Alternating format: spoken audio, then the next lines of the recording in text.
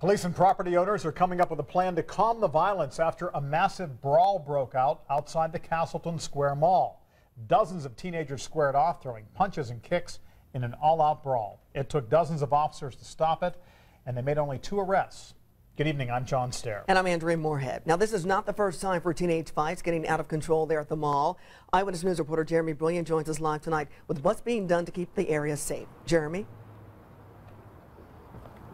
A total of 24 police officers were called to the scene. That's in addition to mall security, John and Andrea. And when those police officers arrived, most of the crowd dispersed. But as you mentioned, they were able to catch up with a 16 and 17-year-old. 2 people were arrested. It's an incident the likes of which we've seen before.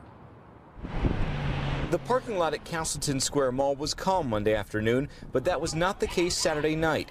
This cell phone video posted on YouTube shows what police described as a large fight outside the AMC Theater just before midnight. Oh, I see it. I see it. Oh, wow. We showed the video to Reverend Charles Harrison of the 10-Point Coalition. Certainly, you're always concerned when you see, a group of kids fighting, and particularly at the public places like, at the malls. This has been a problem that we have had to deal with in the city before. In March of 2013, a police helicopter and more than 24 officers responded to a fight at Castleton Square that spilled out into the parking lot and across the street at a McDonald's. 5 teens were arrested and 2 guns confiscated. Months before that, a 17-year-old fired a gun into the air outside Circle Center Mall downtown. Some of the problems that we see in the neighborhoods, they bring them to the mall, so you can have rival groups that may meet up at a mall, which will lead to fighting. And the answer to preventing this from happening may be to provide another alternative. Harrison suggests safe havens, gathering places for teens to go with plenty of supervision and security.